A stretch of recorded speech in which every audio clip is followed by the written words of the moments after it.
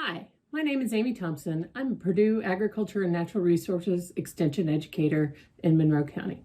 And I'm here today to share a few tips for you about forcing bulbs. Hopefully, if you decide to force some bulbs, it can help bring a little spring cheer into your winter home. Forcing bulbs or tricking bulbs into believing that springtime has arrived is a great gardening activity to keep you engaged during the winter months. And it's also a great activity to do with your kids and grandkids, and will give them an opportunity to learn about how plants grow. Typically, the types of bulbs that are forced are what we think of as our spring blooms, early spring blooms, although there's lots of opportunity to force different types of bulbs. But the most common forced bulbs are tulip, daffodil. I have a regular sized daffodil and a miniature one here. Hyacinth that you can see here. Crocus, snowdrops are another one. Grape hyacinth are another one that are often forced. And then here I have a paper white that you can see I have already forced and whose blooms have already faded. These bulbs, except for the paper white, require a chilling period in order to produce bloom.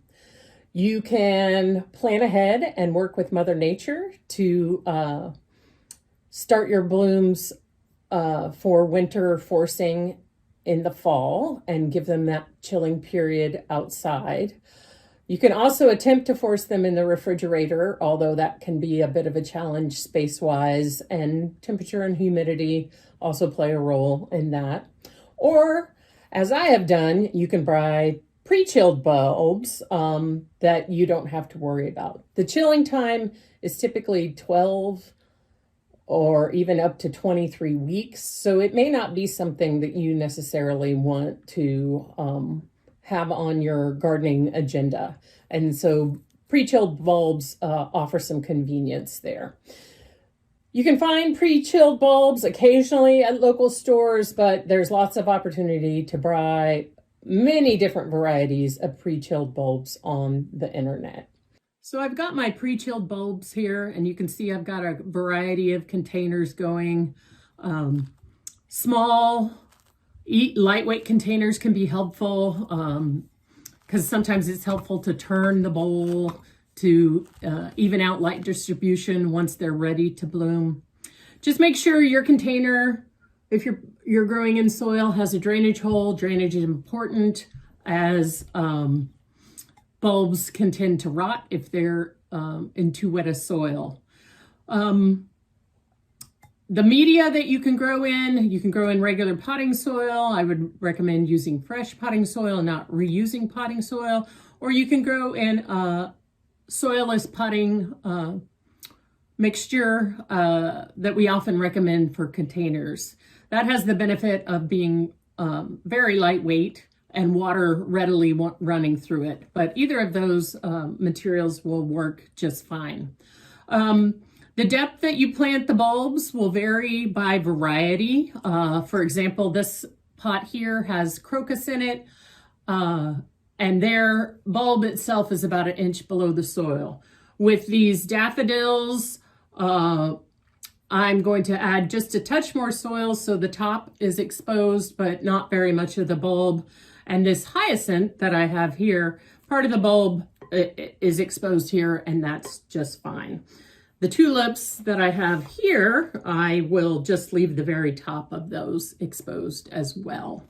With the pre-chilled bulbs, they're still going to need some time to develop a root system. So once I've got them all potted up and watered and drained, I'm going to put them in a cool, dark place for 3 to 4 weeks so they can work on their root development.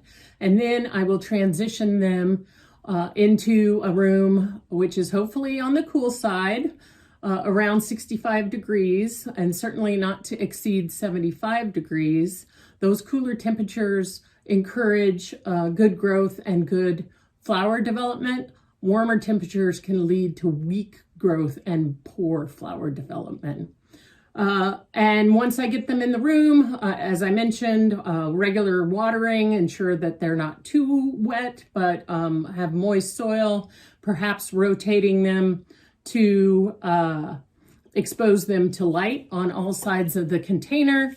And if perhaps they grow very, very tall, like these daffodils might, or these paperwhites did, I might have to think of a support system, either a stake in the middle or some kind of twine or supportive structure around the group of plants to help hold them up and keep the blooms looking great.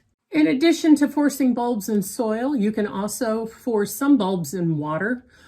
Things like paperwhite and hyacinth that I have in these containers can do quite well just in water.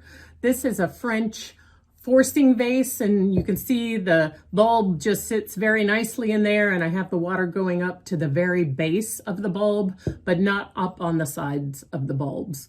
In this shallow container, of course, without a drainage hole in this case, because we want the water to hang out in there, I have some glass vase weights that are supporting the bulbs.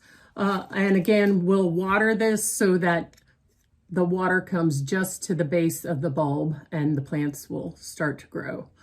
This paperwhite first occupied this growing vase, and now that its flowers are spent, I will switch over to the hyacinth here.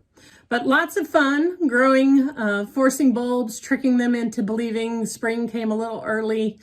As I mentioned, check out that horticulture publication, Purdue Extension publication, HO-19-W. Quick Google or web browser search should get you to that publication. It will offer more details on forcing bulbs, including a process if you want to do it yourself beginning in the fall, chilling them yourself.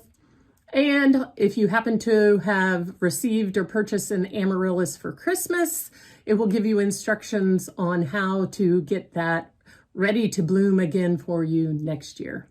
Thanks.